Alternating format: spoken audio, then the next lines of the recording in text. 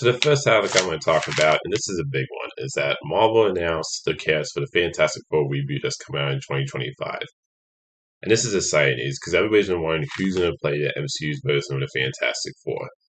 So the cast they announced is Peter Pascal as Mr. Fantastic, Vanessa Kirby as Sue Storm, the Invisible Woman, and Abel Moss as Ben Grimm the Thing, and then Joseph Queen as Johnny Storm, the Human Torch. And he's the one that played Eddie in Stranger Things. I think this is a great cast, and I think they're all just great choices for the characters. And I really love the art style images they released. It kind of has like a retro vibe to it, so I really think is cool. And I think somebody pointed out that the magazine, the thing is holding, is actually a Life magazine that shows from the 1962, 1963. So this movie, just from the artwork, could take place maybe in the 60s completely, or halfway through the movie it's in the 60s and then switches to the modern day, the second half, or maybe just the beginnings in the 60s. But I think it giving it kind of like a retro 60s vibe, I think could really make it feel different also from previous Fantastic Four movies. And they also show him in a costume, so because I think Kevin Feige made clear they're not going to do the origin, so I'm happy about that. I think you can skip the origin story of Fantastic Four since we've already seen the four Fantastic Four movies before this, and three of them were origin movies. So, but like I said, I think they're all great casting decisions. I mean, some of them were obviously ones that were being rumored for a while now.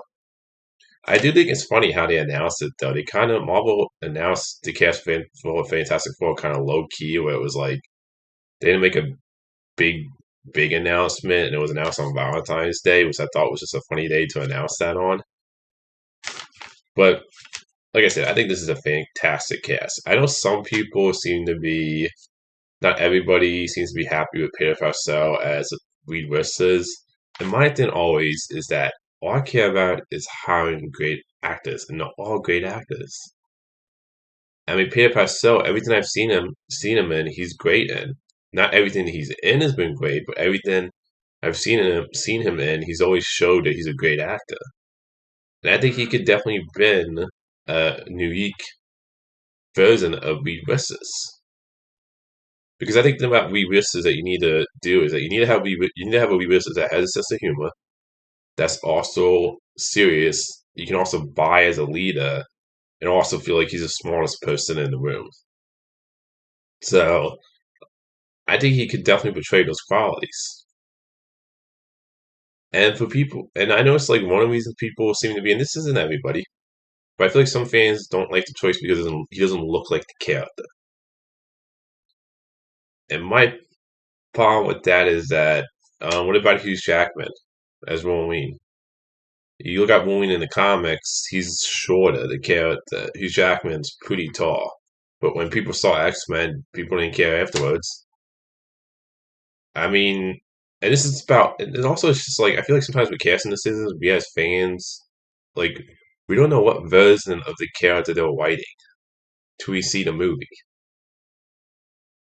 Like, nobody thought Heath Ledger was going to be a good Joker before he was cast. People were like, really? Heath Ledger? And like I said with Hugh Jackman, people thought he was too tall. And he also was an unknown actor before there was no X-Men movie. So, like, for me personally, I just care about getting a great actor. So I love the cast of Fantastic Four, and I can't wait for this movie in 2025. Like, for me, that has been a good Fantastic Four movie. No offense if you enjoyed the Tim Story ones, or the low budget one that was never released in theaters, or the 2015 reboot. But I never felt like any of them were good. And I never felt like Foss got who the Fantastic Four was. And also, I think one of the things you need to get right with Fantastic Four is that you need to buy that this cast is a family. You need to buy the chemistry between all of them.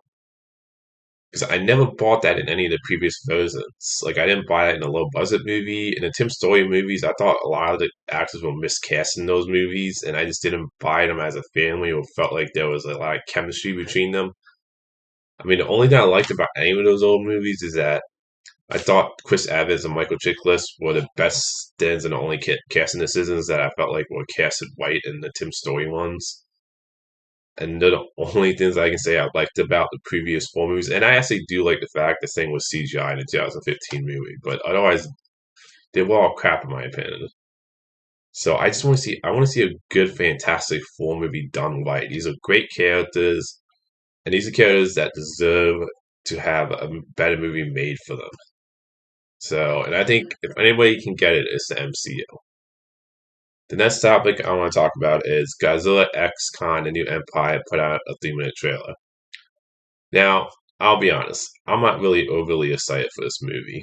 I put a list on Facebook of my most anticipated movies coming out next month, and this wasn't on it. It's like a movie that I'm in the middle. It's like somebody said to me, "You want to go see it? I'll go check it out."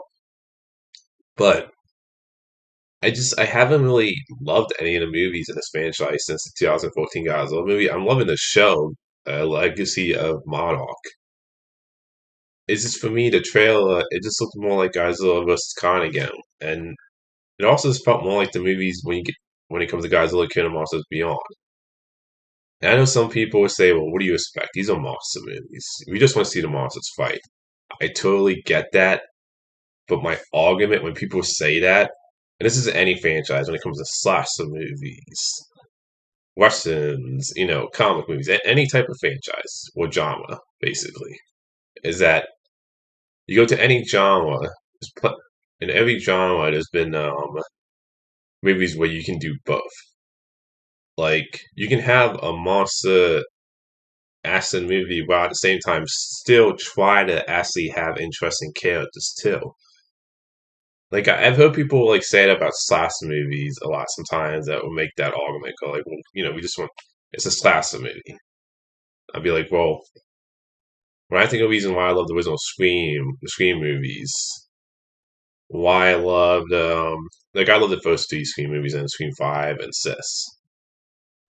Why I loved Nightmare 1 and 3, New Nightmare. Why I loved the first two Aliens. Why I loved the original Predator and Prey. It's because why I love the original Halloween with Laurie Strode with Jamie Lee Curtis character Laurie Strode is that to me is like you can have these genres, whether it be comic movies, westerns, action movies, heist movies.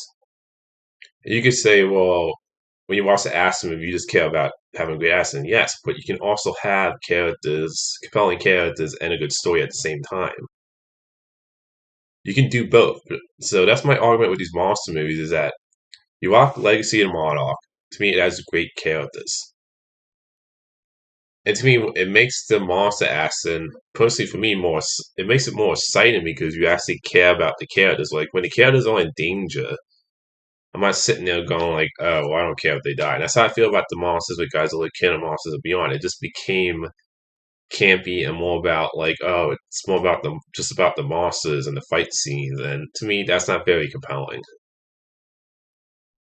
Like, if I don't care about even one character, and it just becomes just monsters fighting each other, which is what Godzilla vs. Khan is. And look, that movie had great action. I will say the best thing about that movie is the action scenes. And when the Godzilla and Kong are on screen, it's fun. But you take out the fight scenes in that movie, there's not really a whole lot to that movie that I found all that compelling in the first movie. And that's the same with Godzilla, King of Monsters, and Beyond. It's just they become movies to me that's when the monsters are fighting, yeah, it's fun. But when it's not and it's focused on the humans, I feel like I'm just like not really getting into it. So again, I totally understand why Godzilla X Khan New Empire is one of it would be on people's list of most anticipated movie, one of those. But this 3 minute trailer really didn't do anything for me. It didn't like make me any more excited. It didn't make me any less excited. I still feel like in the middle, neutral. Where I'm like, yeah, I can see people being really excited if you're looking for just an over top fun monster movie. But for me, when I watched Legacy of Monarch, or the reason I love the 2014 Godzilla movies because it's grounded and I cared about Bryan Cranston's character. When I watch the other ones, they just feel like forgettable to me, and that's just I don't know. The trailer just feels more of the same to me, and I'm just kind of like, it's a franchise where I feel like the first movie actually had a great compelling story and actually compelling characters, and then it just became less interesting for me. So again, this trailer just didn't do anything for me personally. Didn't hate the trailer, didn't think it was a bad trailer. It didn't make me any more excited, and this is not a movie that I'm highly anticipating personally for me. The next thing I want to talk about is that the director of the Joker movie put out some pictures, but he also put out when the trailer for the movie is going to be out, which is mid-April.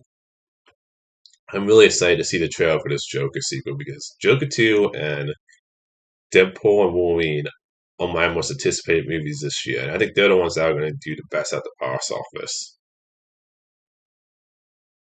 And I think, like like I said, I love the first Joker movie. I think the first Joker movie is great.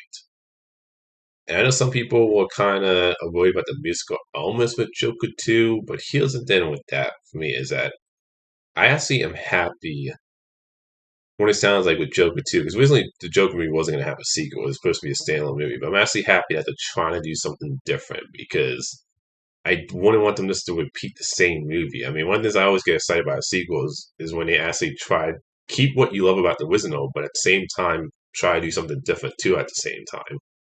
Like, you don't want to just make a carbon copy movie. And I would also say this, like if you watch the Birds of Prey movie, there's a scene in that movie where Harley Quinn has a dance number in her head when she's tied up.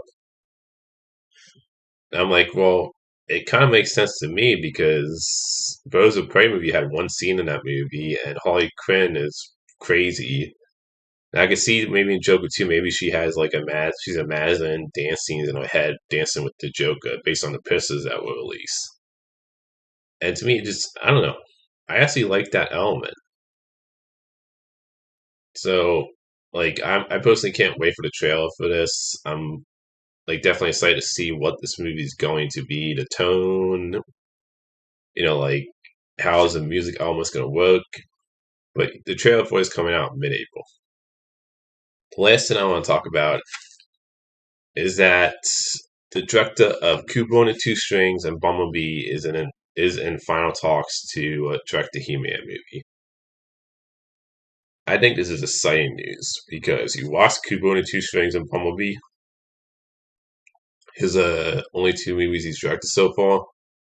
He's shown in his first two movies that he's a great director. He knows how to like give you great compelling stories, compelling characters. I mean, look at Bumblebee. That's the only Transformers movie that I consider to be great in the franchise because look, I enjoyed the first Transformers movie. The rest of them was shit, 2 through 5. But Bumblebee to me is the only one I consider to be great because I think that movie had the best characters. It had heart to it. It had a soul to it. It had emotion to it. I mean, yeah, I enjoyed the first Transformers movie, the first Michael Bay Transformers movie, but that movie, I wasn't really a fan of the humor in that movie. It was like it didn't completely fall flat. There were funny bits in it, but it was more miss. It was like miss and hit in that movie for me. And the characters in the first movie were fine, but they were kind of forgettable.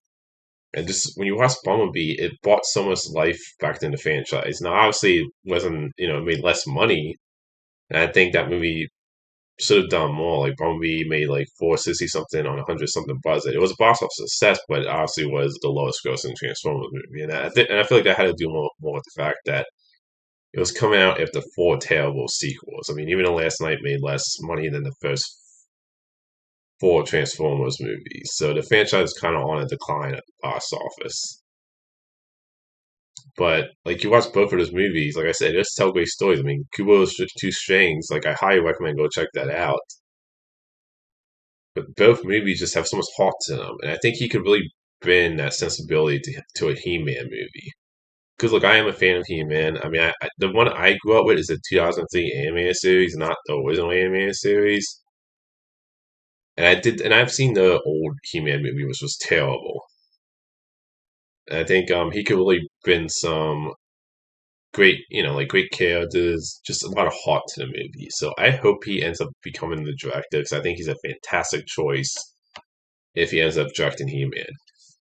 But that's all my movie news today. Until next time, movie fans.